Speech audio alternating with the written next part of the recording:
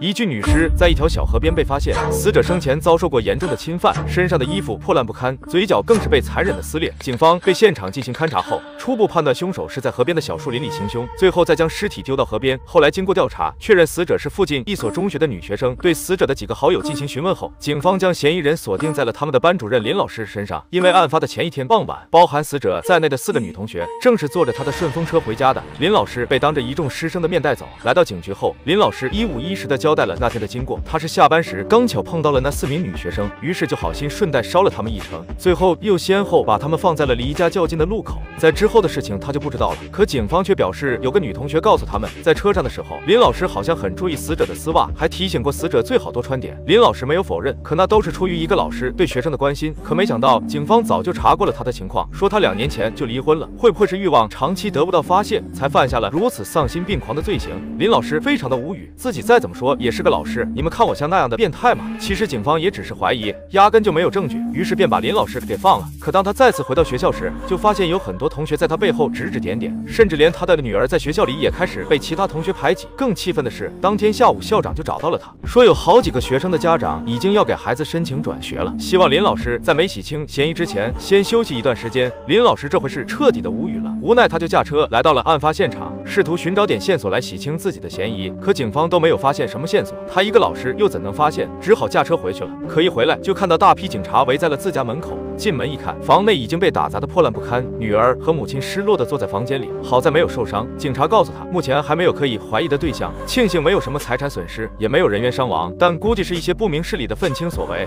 林老师自然也意识到了这一点，所以便再次问起了女学生遇害的案件，可得到的回应只有还在调查，其他的不方便透露。回到家里，林老师打算让女儿和母亲先去宾馆暂住一段时间，等事情过去了再回家住，可女儿却不愿意了，她是相信父亲的，还说他们身正不怕影子斜，为什么要躲？林老师见说不动女儿，那就只能尽快破案来洗清嫌疑了。鉴于警察们比较忙，手上案子也多，那他就只好亲自去调查了。他再次来到案发地，找到了附近几个村民打听当时的情况，但这几个村民也只是发现了尸体，其他的一概不知。就在林老师准备离开的时候，一个村民却提醒他，村头的老李经常在河边放牛，说不定看到了什么。林老师立马根据村民的指示找到了这个老李家中。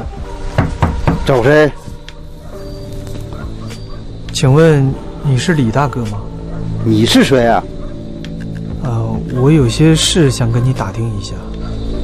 这个随地吐痰的家伙看着就不像什么好人，而林老师来找他是想打听一下前几天女学生遇害的事情，因为他在案发的前一天傍晚顺路捎了那个女学生一程，为了尽快洗清自己的嫌疑，也为了给死掉的女学生一个交代，林老师从案发地附近的村民那里打听到，这个老李经常在河边放牛，而且据老李回忆，案发时他确实有听到过女孩的惨叫声，但是他来到河边后却又什么都没发现，抽了2袋烟后，一回头却在树林里看到了一个男人的身影，不过他并没有看清那人的样貌，只不过最后看到那人是骑着一辆黑色摩托离开的。有了这个线索，林老师就开着车四处转悠，试图寻找可疑车辆，可这无疑是大海捞针。无奈林老师就去找当天自己载过的一个女学生了解情况，可一进他们家门就遭到了女孩家长的阻拦。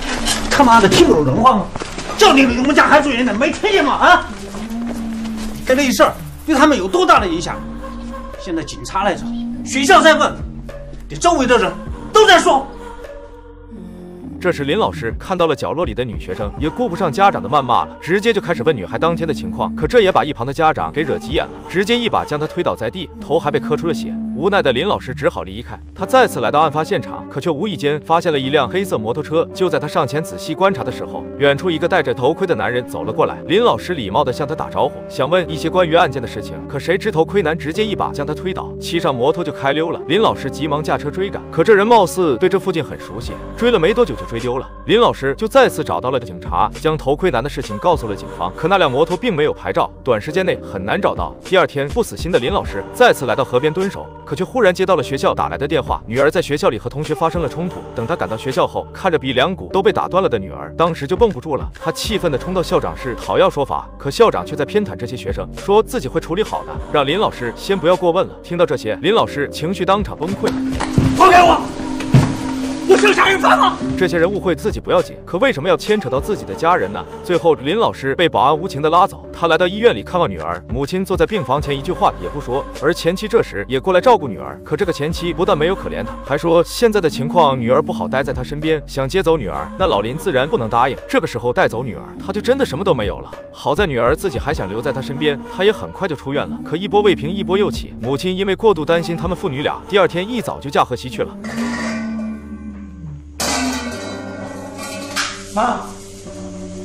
妈。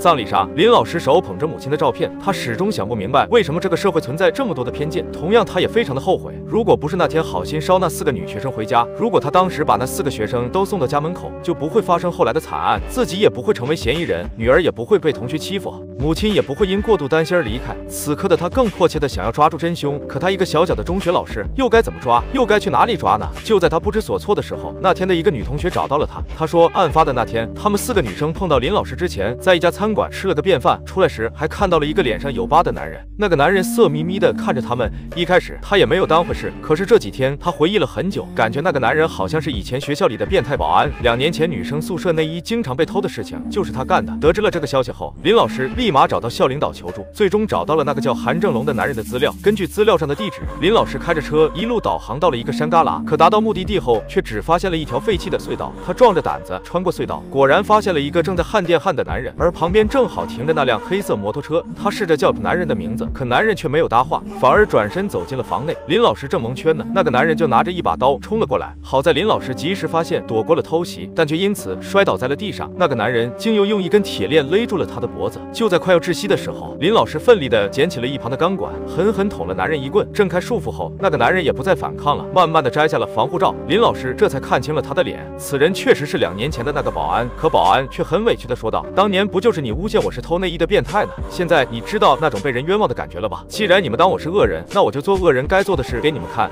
林老师不确定他是不是当年的变态，但就算你是被冤枉的，也不能干下如今这般丧尽天良的事啊！最后，警察赶到了现场，韩正龙对杀害女孩的事情供认不讳，林老师也得以沉冤昭雪，他也又能重回学校教书了，看似一切都恢复了正常。可这天下班时，他又发现自己的汽车被人涂满了淤泥。此刻，他再次意识到身处的社会是有多么的病态，哪怕他是被冤枉的，哪怕如今真凶已经被抓住，可还是有些人不相信他。他也忽然能体会到韩正龙的悲哀，希望他不会像韩正龙那样被这个病态的社会所侵蚀，拨开眼前的迷雾，一直正直的走下去。